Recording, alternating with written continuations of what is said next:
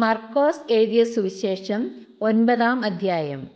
പിന്നെ അവൻ അവരോട്, ദൈവരാജ്യം ശക്തിയോടെ വരുന്നത് കാണുവോളം മരണം ആസ്വദിക്കാത്തവർ ചിലർ ഈ നിൽക്കുന്നവരിൽ ഉണ്ട് എന്ന് ഞാൻ സത്യമായിട്ട് നിങ്ങളോട് പറയുന്നു എന്ന് പറഞ്ഞു.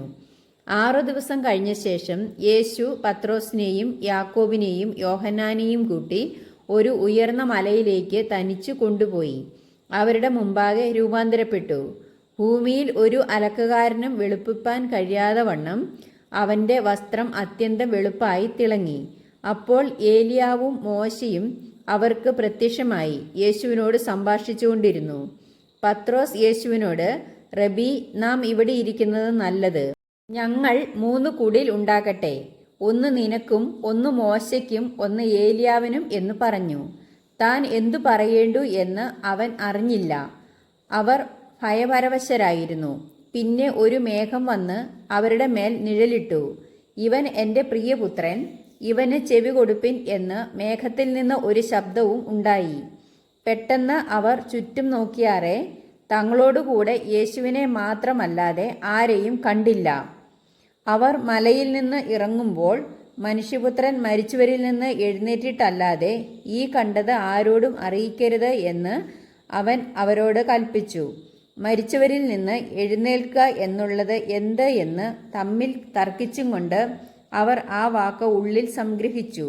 ഏലിയാവ് മുമ്പേ വരേണ്ടത് എന്ന് ശാസ്ത്രിമാർ വാദിക്കുന്നത് എന്ത് എന്ന് അവർ ചോദിച്ചു. അതിന് യേശു, ഏലിയാവ് മുമ്പേ വന്ന് സകലവും യഥാസ്ഥാനത്താക്കുന്നു സത്യം.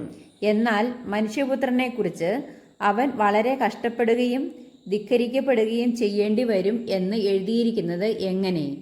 ഏലിയാവ് വന്ന് അവനെക്കുറിച്ച് എഴുതിയിരിക്കുന്നത് പോലെ അവൻ തങ്ങൾക്ക് തോന്നിയതുപോലെ എല്ലാം അവരോട് ചെയ്തു എന്ന് ഞാൻ നിങ്ങളോട് പറയുന്നു എന്ന് ഉത്തരം പറഞ്ഞു. അവൻ ശിഷ്യന്മാരുടെ അടുക്ക വന്നാറെ വലിയ പുരുഷാരം അവരെ ചുറ്റി നിൽക്കുന്നതും ശാസ്ത്രിമാർ അവരോട് തർക്കിക്കുന്നതും കണ്ടു. പുരുഷാരം അവനെ കണ്ട ഉടനെ ഭ്രമിച്ച് ഓടിവന്ന് അവനെ വന്ദിച്ചു. അവൻ അവരോട്, നിങ്ങൾ അവരുമായി തർക്കിക്കുന്നത് എന്ത് എന്ന് ചോദിച്ചു. അതിന് പുരുഷാരത്തിൽ ഒരുത്തൻ, ഗുരു, ഊമനായ ആത്മാവുള്ള ഒരു മകനെ ഞാൻ നിന്റെ അടുക്കൽ കൊണ്ടുവന്നു. അത് അവനെ എവിടെ വെച്ച് പിടിച്ചാലും അവനെ തള്ളിയിടുന്നു. പിന്നെ അവൻ നുരച്ച് പല്ല് കടിച്ച് വരണ്ടു പോകുന്നു. അതിനെ പുറത്താക്കേണ്ടതിന് ഞാൻ നിന്റെ ശിഷ്യന്മാരോട് പറഞ്ഞിട്ട് അവർക്ക് കഴിഞ്ഞില്ല എന്ന് ഉത്തരം പറഞ്ഞു. അവൻ അവരോട്, അവിശ്വാസമുള്ള തലമുറയെ, എത്രത്തോളം ഞാൻ നിങ്ങളോട് കൂടി ഇരിക്കും, എത്രത്തോളം നിങ്ങളെ പൊറുക്കും?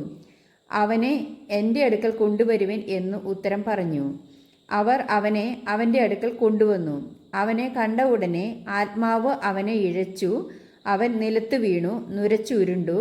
ഇത് അവന് സംഭവിച്ചിട്ട് എത്ര കാലമായി എന്ന് അവൻ്റെ അപ്പനോട് ചോദിച്ചതിന് അവൻ, ചെറുപ്പം മുതൽ തന്നെ അത് അവനെ നശിപ്പിക്കേണ്ടതിന് പലപ്പോഴും തീയിലും വെള്ളത്തിലും തള്ളിയിട്ടിട്ടുണ്ട്.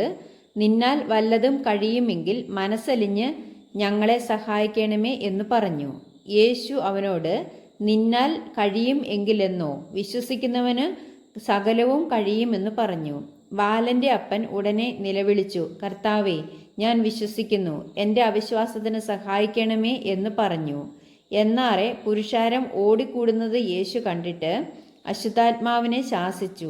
ഊമനും ചെകിടനുമായ ആത്മാവേ, ഇവനെ വിട്ടുപോ, ഇനി അവനിൽ കടക്കരുത് എന്ന് ഞാൻ നിന്നോട് കൽപ്പിക്കുന്നു എന്ന് പറഞ്ഞു. അപ്പോൾ അത് നിലവിളിച്ച് അവനെ വളരെ ഇഴച്ച് പുറപ്പെട്ടു പോയി. മരിച്ചുപോയി എന്ന് പലരും പറവാൻ തക്കവണ്ണം അവൻ മരിച്ചതുപോലെ ആയി. യേശു അവനെ കൈക്ക് പിടിച്ച് നിവർത്തി. അവൻ എഴുന്നേറ്റു. വീട്ടിൽ വന്ന ശേഷം ശിഷ്യന്മാർ സ്വകാര്യമായി അവനോട്, ഞങ്ങൾക്ക് അതിനെ പുറത്താക്കുവാൻ കഴിയാതിരുന്നത് എന്ത് എന്ന് ചോദിച്ചു.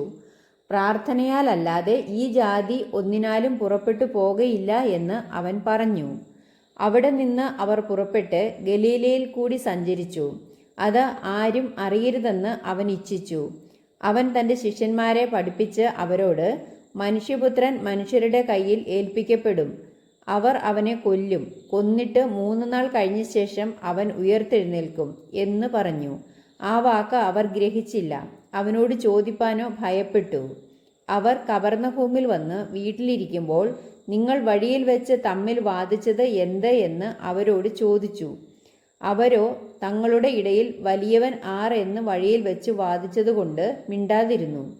അവൻ ഇരുന്ന് പന്തിരുവരെയും വിളിച്ചു, ഒരുവൻ മുമ്പനാകുവാൻ ഇച്ഛിച്ചാൽ അവൻ എല്ലാവർക്കും ഒടുക്കത്തവനും എല്ലാവർക്കും ശുശ്രൂഷകനും ആകേണം എന്ന് പറഞ്ഞു.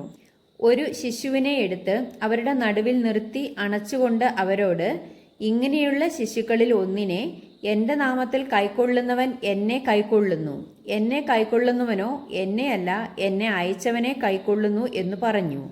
യോഹന്നാൻ അവരോട്, ഗുരു, ഒരുവൻ നിന്റെ നാമത്തിൽ ഭൂതങ്ങളെ പുറത്താക്കുന്നത് ഞങ്ങൾ കണ്ടു.